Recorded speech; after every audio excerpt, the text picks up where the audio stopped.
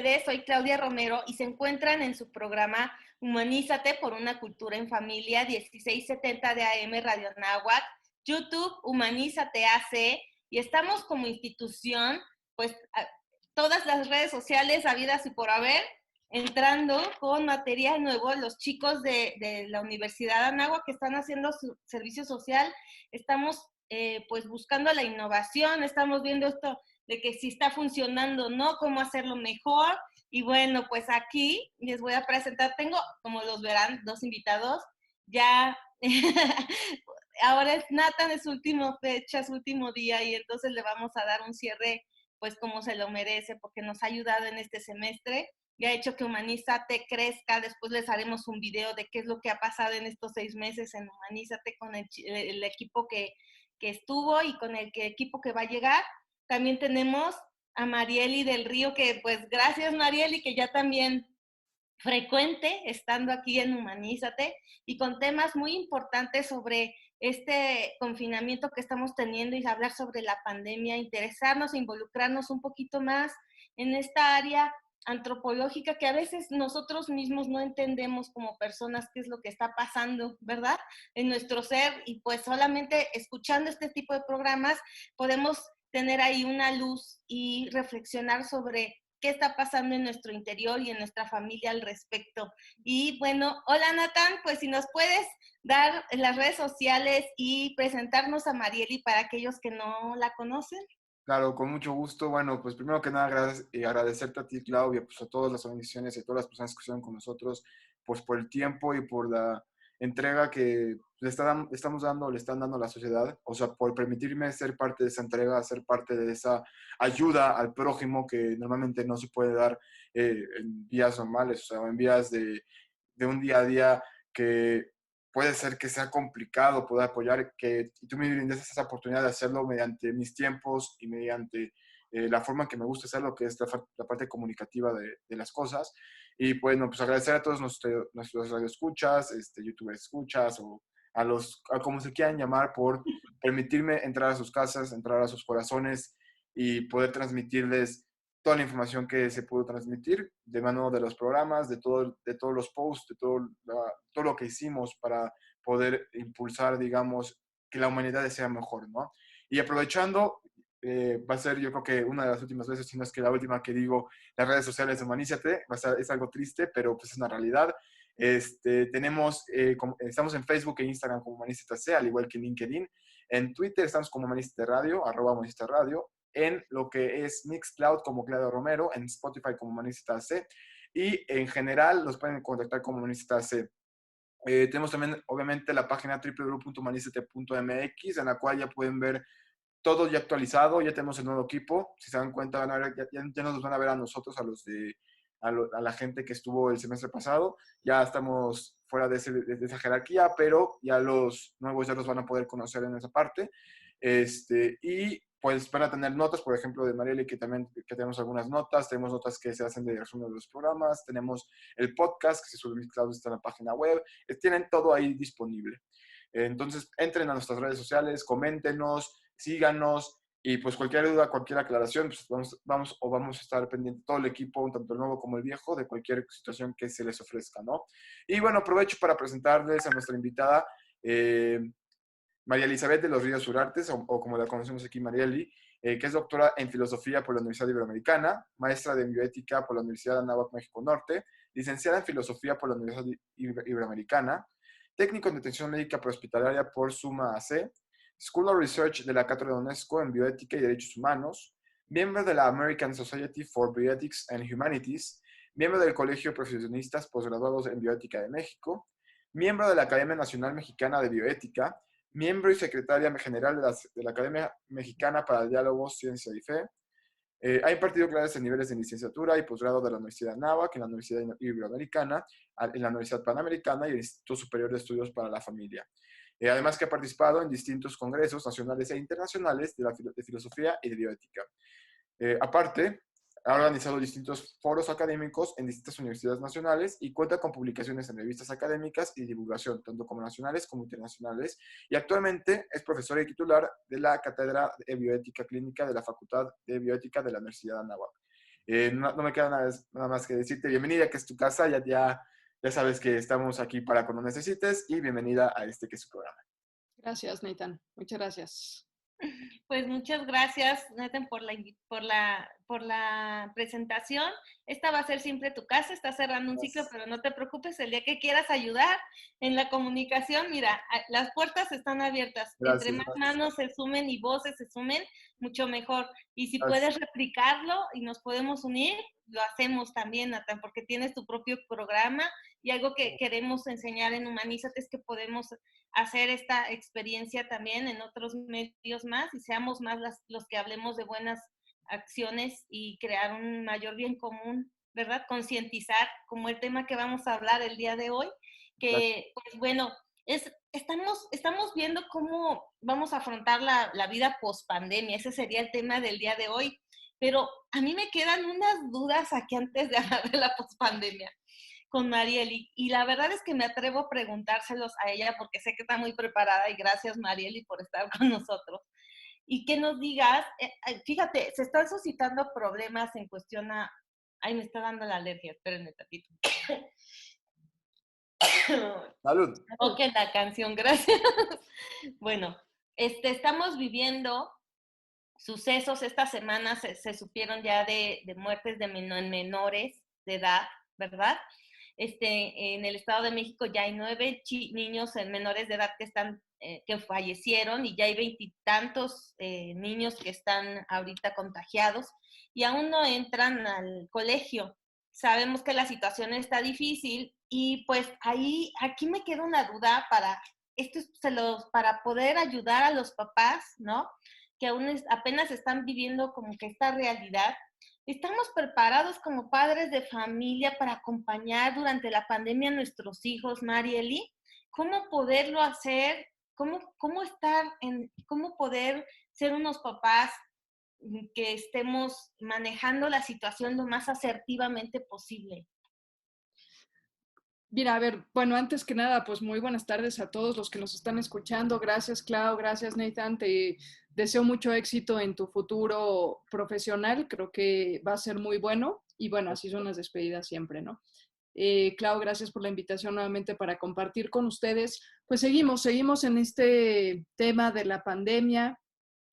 Algunos esperanzadamente ya empezamos a hablar de la vida post pandemia. Que no sé qué tan cercano estemos de eso, pero bueno, yo creo que más como un mecanismo de defensa que como cualquier otra cosa, porque todavía no tenemos claro el futuro. Y sí, desafortunadamente ahora se nos están presentando cosas que antes no se presentaban. Este virus tiene una enorme capacidad para estar generando nuevas situaciones, para estar mutando, para estarnos retando, a todos, porque no es a los médicos, ¿no? Estamos ahí detrás, filósofos, sociólogos, antropólogos, etcétera, tratando de darle la batalla a este virus. Y sí, pues desafortunadamente lo que dices es muy cierto, ¿no? Ahora se está presentando muchas muertes en niños que antes creíamos utópicamente que no les daba a los niños y ahora resulta que sí les da y que sí está teniendo consecuencias pues fatídicas, ¿no? Yo creo que lo primero que hay que decir, Clau, es que no hay mejor cuidado que la prevención, ¿no? Y eso es algo importantísimo. El hecho de que ya estemos transitando en algunos estados a semáforo naranja, el hecho de que ya se esté hablando de reaperturar comercios, la industria, los centros comerciales, etcétera, no nos autoriza para ser descuidados. Es decir, una cosa es que ya más o menos podamos irnos reincorporando y otra situación muy diferente es que creer que ahora sí ya regresamos a esta supuesta normalidad, que este término de normalidad y de nueva normalidad creo que de suyo es altísimamente problemático y está teniendo consecuencias fatídicas porque creemos que es regresar como si no hubiera pasado nada y esta pandemia ha dejado huellas muy profundas en todos que o nos tienen que obligar a mayor autocuidado y cuidado de los nuestros o va a terminarnos por consumir esta pandemia. Entonces, con respecto a los niños, creo que es muy importante considerar que son población vulnerable en todo momento, ¿no? No es lo mismo hablar de un niño que hablar de una persona que puede valerse por ella misma, que puede tomar decisiones por ella misma, en donde interviene la libertad y la responsabilidad. Los niños no. En los niños los principales pues digamos, responsables de su salud, de su cuidado, etcétera, pues en este caso tienen que ser los papás o los cuidadores o los tutores que tengan asignados, ¿no? Y en este sentido, pues si consideramos que los niños son poblaciones vulnerables, deberíamos de extremar precauciones en temas de prevención. O sea, lo primero que hay que entender es que la mejor cura para esta pandemia es la prevención. Entonces, pues el ya salir con niños, el llevarlos a centros comerciales, el llevarlos a parques, y pretender que nada pasó y que ahora ya la vida es normal, es una grandísima equivocación.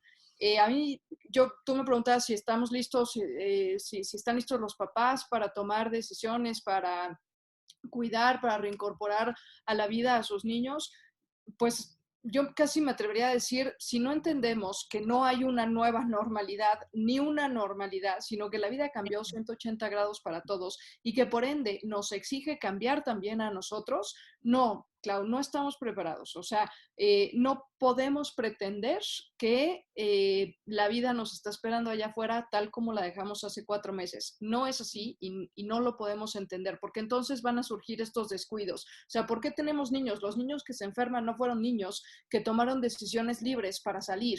Tuvo que haber un adulto responsable que tomó decisiones para llevarlos con ellos o para pretender que se podía hacer la vida de forma normal. Y entonces me parece una gravísima falta de responsabilidad por parte de nosotros adultos no cuidar sobre todo a las poblaciones vulnerables como por ejemplo los niños, ¿no? Eso es lo primero que habría que tener muy claro. Los niños no son responsables de sus acciones, pero los adultos sí. Entonces, si los adultos no prevenimos que estos niños se nos estén enfermando y eventualmente se complique y desafortunadamente fallezcan, creo que no estamos listos y creo que habría que reflexionar en qué estamos haciendo y en las decisiones que estamos tomando, porque así como niños te puedo hablar de otros sectores de la población que son igualmente vulnerables. Y el máximo cuidado tiene que ser en primera instancia hacia las poblaciones vulnerables. Ese es nuestro primer sentido de responsabilidad. Y en esto que nos estás diciendo tan importante, que no hay una normalidad y no la va a haber no sé hasta cuándo, ¿verdad? Y en esta reflexión, que también es otro punto muy importante porque lo único que va a hacer que entendamos que no hay una normalidad es reflexionando, ¿verdad? Y comprendiendo que hay algo que hacer para movernos al respecto. Me gustaría que nos dijeras, nos hicieras ver un panorama.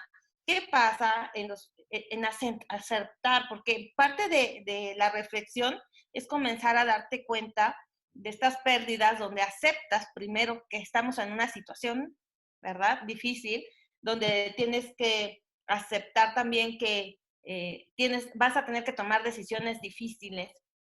¿Qué pasa como padre de familia?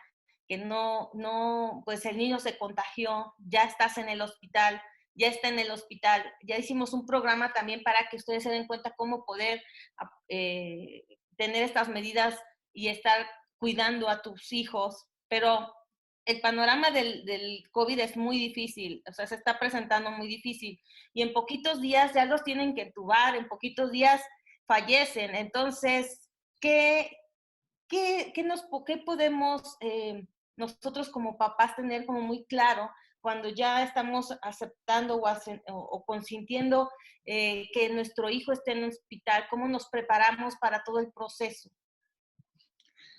Pues mira, Clau, yo creo que el COVID actúa diferente en cada persona, ¿no? Y ese es parte del problema, porque entonces no podemos descifrar un patrón de conducta y eso complica el surgimiento de una cura. Entonces, lo primero también pues es entender la gravedad de haberse enfermado, ¿no? Y de tener la responsabilidad de restaurar la salud. Es decir, existe en bioética el principio de beneficencia, que es procurar todas aquellas acciones, tanto de los padres, de la familia cercana, como de los profesionales de la salud, que vayan enfocadas en primera instancia a querer que esa salud fragmentada se restaure y la persona pueda reinsertarse a la sociedad. Ahora, cuando esto no es posible, o sea, cuando tenemos ya un COVID que desafortunadamente se complicó demasiado, cuando las expectativas de vida han bajado considerablemente, y ya no es posible curar, tenemos que velar por otro principio fundamental, que es el principio de respeto de la dignidad humana, ¿no? estés enfermo de COVID o no estés enfermo de COVID, sea un COVID muy agresivo o sea un COVID que puedas manejar tranquilamente en casa, no hay que perder de vista que todos somos personas y que todos tenemos un valor intrínseco que se llama dignidad. Entonces, cuando ya no es posible recuperar la fortaleza, la salud, la reinserción a la sociedad, tendríamos que velar para que esa dignidad no se perdiera. Es decir, tendríamos que seguir procurando escenarios que favorezcan la calidad de vida de esa persona, adulta o menor, y tendríamos que defender en todo momento, pues, es como te digo, ¿no? Ese valor intrínseco de todas las personas, sean enfermas de COVID o no. Entonces, creo que también es importante que todos, no nada más los papás de menores infectados, sino todos, si hay algo que también nos ha dejado esta pandemia, es que pues todos nosotros estamos expuestos y todos somos vulnerables y que en cualquier momentito, cualquier dolorcito de garganta, cualquier tos, ya nos espantamos porque ya pensamos que estamos contagiados. Es decir, es una sensación de mucha fragilidad y de mucha vulnerabilidad. Pero en parte, esa sensación de fragilidad y de vulnerabilidad nos tiene que llevar a pensar, sí, en el peor de los escenarios, pero sobre todo a pensar en las posibilidades existentes dentro de ese peor de los escenarios, porque como bien dices, gran parte también de la dificultad a veces para tomar decisiones es que nunca somos capaces de imaginarnos y de proyectarnos lo que puede pasar, ¿no? Estamos como muy siempre viviendo en el momento, viviendo en el presente, ya es uno de los eslogans más representativos de la posmodernidad, pero en el fondo también la capacidad proyectiva, la capacidad de imaginación, nos permite prever escenarios y preparar situaciones para la toma de decisiones. Entonces, concientizar que en cualquier momento cualquiera de nosotros puede estar en una cama de terapia intensiva y que puede estar intubado y que posiblemente la muerte esté muy cercana, nuestra y de los nuestros, ¿no? Entonces, creo que es una oportunidad también, suena muy fatídico, pero si lo vemos desde un horizonte, pues de la misma fe, creo que puede ser una oportunidad perfecta para, vamos, desde reconciliarnos con nosotros mismos, con nuestro entorno, con nuestra familia, hasta hablar situaciones que quizás han quedado ahí ocultas, no necesariamente conflictivas, pero sí ocultas, o temas que no nos atrevemos a mencionar. En México le sacamos la vuelta a la muerte, ¿no? Por ejemplo, o sea, tenemos hasta un día en que nos reímos de la muerte y nos la comemos, ¿no? Entonces, creo que es una manera pues muy chistosa, muy graciosa, pero de profunda evasión de un tema fundamental, antropológico, constitutivo de la persona humana, que es su propia muerte. Entonces, si aprovechamos esta oportunidad de levantarnos todos los días, agradeciendo que estamos vivos, que estamos sanos, que no estamos en un hospital, que tenemos a nuestra familia cerca de nosotros, creo que también nos puede dar la oportunidad para estar preparados, para ir allanando el camino, para tomar esta conciencia de que pues la muerte no es algo ajeno, ¿no? Es algo constitutivamente intrínseco a nosotros. Y eso es algo que también habría que empezar a trabajar con los padres. Siempre es más difícil trabajar la muerte de un menor que trabajar la muerte de un adulto, porque va en contra de toda lógica, ¿no? O sea, no es normal que los niños se mueran, lo normal es que los niños crezcan. Entonces, es el duelo por la muerte, pero además es el duelo por ir en contralógica de una muerte no esperada, ¿no? Sin embargo, creo que ese contacto con la realidad puede empezarse a dar, ¿no? De ciertas maneras, pero claro, con espacios para la reflexión, ¿no? Con espacios para el silencio, para la pausa, para meditar, para dialogar con nuestros seres queridos, ¿no? Fíjate que me gustaría que nos ayudaras a darnos bien un concepto de dignidad, porque algo que también pasa, que está pasando, es que o creemos que todo mundo, hasta los animales, tienen dignidad. Entonces me gustaría aclararlo, porque en esta reflexión tenemos que tener también bien claros conceptos, porque si no luego también nos perdemos. Sí, bueno, pero me acabas de hacer la pregunta del millón. Ya sé, pero A Y todos ya los sé que filósofos se la ya han sé por qué te preguntado. la hice. A todos los filósofos se le han preguntado y nadie ha podido dar una respuesta certera y única. Pero mira, me remito a Kant, ¿no? Y me remito a Kant en dos conceptos, en dos nociones que pueden aportar alguna luz para que luego cada quien eh, pues cree su propio concepto, ¿no? Mira, el primero de ellos, Kant decía que en el reino de las cosas tienen un valor que es intercambiable y que se llama precio. Y si yo pierdo mi celular, pues voy y me compro otro, me va a costar, pero voy y me compro, es decir, las cosas son reemplazables, ¿no? Pero en el reino de los fines, dice Kant, la persona, las personas, los seres humanos, tienen igualmente un valor, pero no se llama precio, se llama dignidad. Y se llama dignidad porque no es reemplazable, porque no lo puedo intercambiar, porque por más que se muera mi hijo y yo vaya y adopte otro hijo, no va a ser el mismo, porque cada persona es única e irrepetible y eso le otorga un valor fundamental que se llama dignidad en cada una de las personas. Esa es primera idea para elucidar el concepto de dignidad. Y una segunda idea que también viene de Kant es el famoso, uno de sus dos famosos imperativos categóricos. El primero de ellos, recordemos que era esta invitación o exhortación a la ética, ¿no? A comportarnos de tal manera que nuestra conducta pueda ser elevada a carácter de norma universal, palabras más, palabras menos. Pero el segundo de ellos, fundamental, es este que de una u otra manera todos conocemos, que es en donde Kant afirma que el ser humano debe ser tratado siempre como fin y nunca como medio. ¿Y por qué como fin y nunca como medio? Pues precisamente en función de que es irreemplazable, de que no puede ser sustituido, pero tampoco puede ser usado para la satisfacción de ningún otro fin. Es decir, cada persona es un fin en sí mismo y no puede quedar sujeto a un paradigma de pensamiento utilitarista, por ejemplo, ¿no?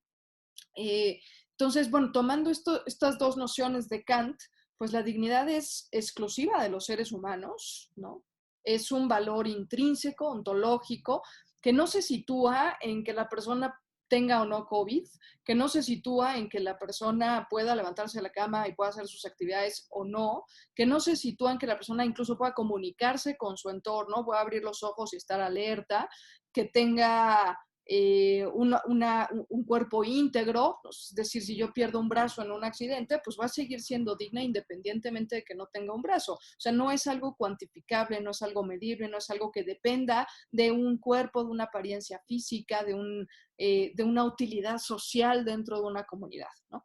Es algo que trasciende a la persona y por eso en ese sentido, cuando hablamos de temas de COVID particularmente, pues aquellos pacientes a los que no les podemos ofrecer una cama en una unidad de cuidados intensivos o que no son candidatos para recibir un ventilador porque tienen pocas posibilidades de sobrevivencia, hay que recordar que tampoco podemos abandonarlos y el por qué no puedo abandonarlos ni omitir el auxilio correspondiente es porque justamente son personas y porque tienen una dignidad y ahí es en donde entra otra visión de la medicina que son, tú conoces los cuidados paliativos, ¿no? O sea, es decir, estos cuidados paliativos que lo que intentan hacer es recoger esta dignidad, protegerla, salvaguardarla y acompañar a la persona para que pueda morir en condiciones que no le provoquen dolor, que no le provoquen asfixia, que no le provoquen sufrimiento ni angustia y que la familia también pueda de alguna manera hacer este proceso de duelo mucho más llevadero, ¿no? Dentro de lo que cabe.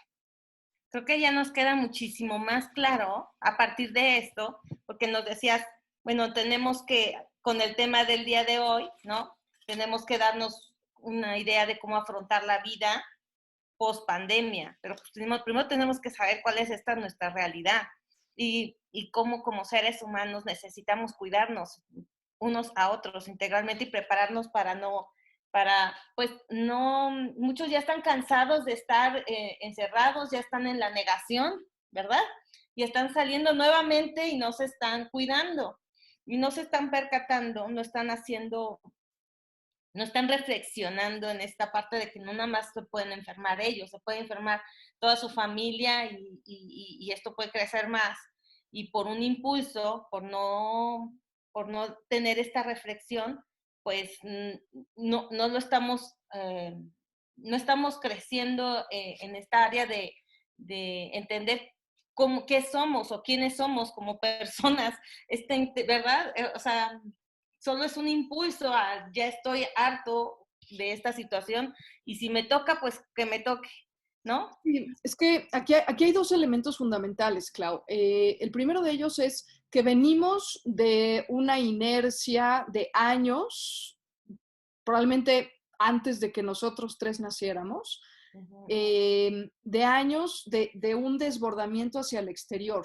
Es decir, el ser humano ha vivido hacia el exterior, vivimos hacia el escaparate, ¿no? Son seres humanos de escaparate. Y entonces estamos volcados, siempre queremos hacer cosas, siempre queremos llenar nuestra agenda, no dejar ni un huequito libre, como que le tenemos un poco de miedo a ese encontrarnos en soledad y a ese encontrarnos en reflexión con nosotros mismos. Y esta pandemia que de pronto nos confronta con a fuerzas ese silencio, a fuerzas ese vacío, a fuerzas, pues no sabemos qué hacer porque venimos de una inercia en donde detenernos era significado de fracaso. Y el fracaso es un elemento que nadie de nosotros quiere vivir, ¿no? Y que sin embargo es muy rico antropológicamente y desde el ámbito de la fe, el fracaso es una experiencia que te simbra y es una experiencia que te permite, y este es el segundo ámbito, que esta pandemia te frena, pero al mismo tiempo te invita a la reinvención de ti mismo. Y por eso es muy importante que entendamos que no hay y no habrá, pero tampoco hubo antes una normalidad para todos. Es decir, la normalidad, lo que llamamos normalidad, cada uno lo hace pues, según sus creencias, sus valores, sus preferencias, su... Entonces, la realidad tuya, Clau, y la realidad de Nathan antes de la pandemia era muy diferente a mi realidad. Entonces, ¿por qué ahora pensar que todos vamos a compartir una supuesta nueva normalidad?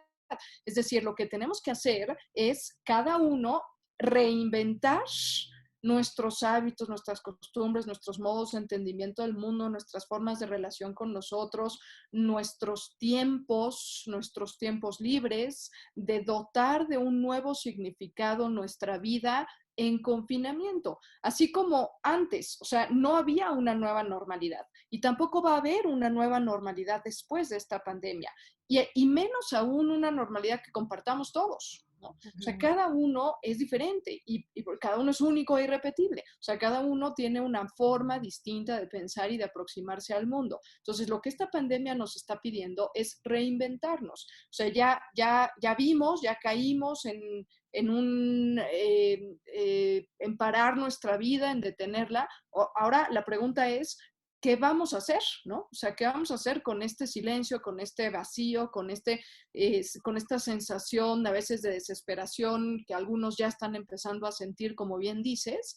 Yo creo que la parte del reto, ¿no? El reto fundamental es ser creativos con ese silencio, ¿no? Estamos, o sea, en este afán por vivir hacia afuera, también de pronto nos mimetizamos con los modos de conducta y de ser de otras personas y de pronto hicimos tal cosa porque fulanito la hizo o nos metimos en tal club porque fulanito también se metió y entonces empezamos a adoptar estilos de vida que no eran particularmente nuestros, que eran de otros.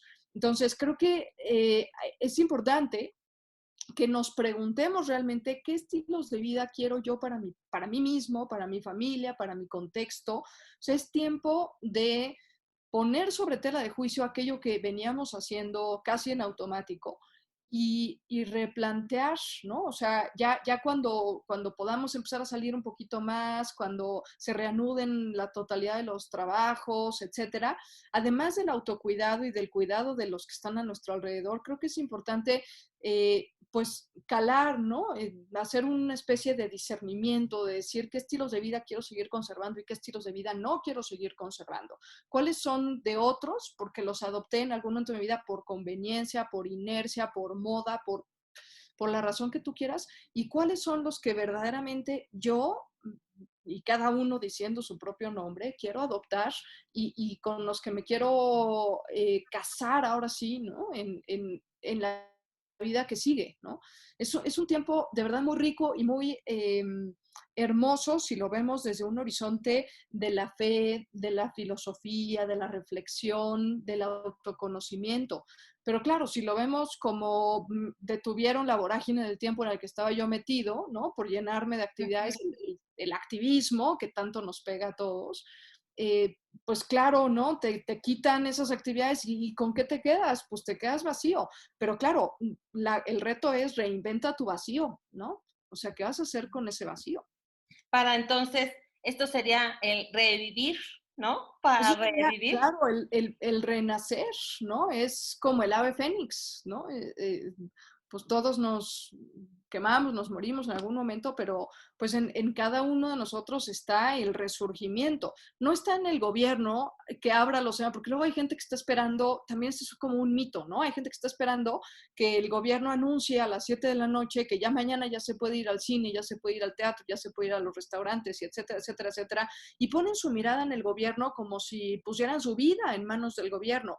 Y bueno, con cierta cautela hay que atender las indicaciones del gobierno, pero la vida está en nuestras manos, no está en manos del gobierno y no está en manos ni del amigo que nos invita allá, ni de la familia que ya se quiere ir de viaje, ni de, o sea, la vida de cada uno de nosotros está y hay que tomar nuestra vida en nuestras propias manos, no atribuirle responsabilidad a nadie más, porque las decisiones son nuestras. Lo que pasa es que, claro, hemos estado acostumbrados a dejar la vida nuevamente en los otros, en las instituciones, en los gobiernos, en el Estado, y nos apanica cuando de pronto tengo mi propia vida en mis manos y no sé qué hacer con ella.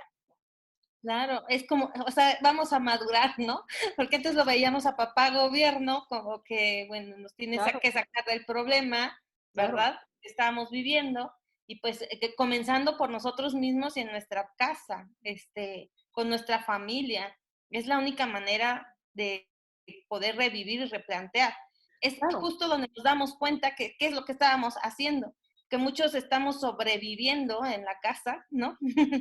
Muchos de aquellos también estamos como queriendo ya salir de este encuentro con la familia, porque tampoco se conocían, ¿no?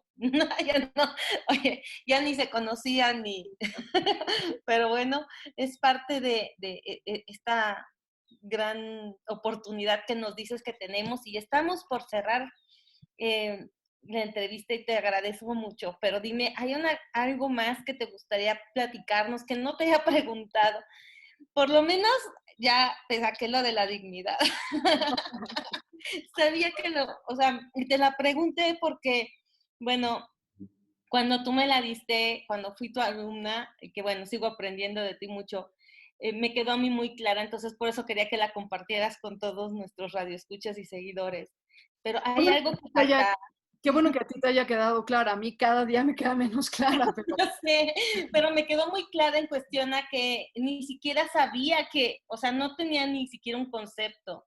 Me quedó claro que tenía que buscar los míos propios y que también cada quien tiene su propia manera de pensarla. Pero el tener el conocimiento nos ayuda a expandir y a saber cómo manejar la propia y sí, pues respetarla. es que aparte de todo, para hablar de dignidad, uno primero tiene que entenderla en primera persona, ¿no? Sí, Si no lo entiendo en primera persona, difícilmente lo va a poder entender en el otro. Entonces uno tiene nuevamente que hacer un proceso de ir a las raíces más hondas que uno tiene y buscar ahí y darte cuenta de tu vida, ¿no? Pero no dejarte llevar tampoco por el miedo, por la desesperación, o sea, lo que hay detrás de una desesperación por temas de confinamiento normalmente es un no saber escuchar el silencio, ¿no? Y pareciera una contradicción lo que estoy diciendo, pero escuchar el silencio, eh, para empezar, implica mucha valentía, ¿no? Implica un arrojo de echarte un clavado interno y decir, pues venga, ¿no? Voy a ver qué descubro. Y en segundo lugar, implica la capacidad también de acá adentro vaciarte, porque pues se paró el trabajo, se paró el club social, se paró la cena, se paró, etcétera, etcétera, etcétera. Pero acá la cabeza gira a 1000 por hora. Entonces también hacer como ese proceso de algunos místicos le llaman anonadamiento, ¿no? El vaciar, el dejar la nada, ¿no? Y en la nada, pues dejarle cabida al misterio, ¿no? Porque al final del día también somos un misterio los seres humanos, para bien o para mal, pero Sí. somos un misterio, entonces también aprender a vernos como misterio, pero repito nuevamente, ¿no? O sea, son temas que me parece que tenemos en estos momentos una maravillosa y excepcional oportunidad de entrarle a estos temas, de acoger ese vacío de nuestra vida que puede ser llenado por una presencia más allá de nuestros propios límites, pero pues la decisión depende de nosotros, nuevamente, ¿no? Nuestra vida está en nuestras manos, no está en las manos de nadie más. Si tú vives este confinamiento con desesperación, la decisión es tuya. Si tú vives este confinamiento con esperanza, la decisión es igualmente tuya, pero los resultados van a ser radicalmente distintos. Entonces luego no le echemos la culpa que el gobierno abrió demasiado rápido,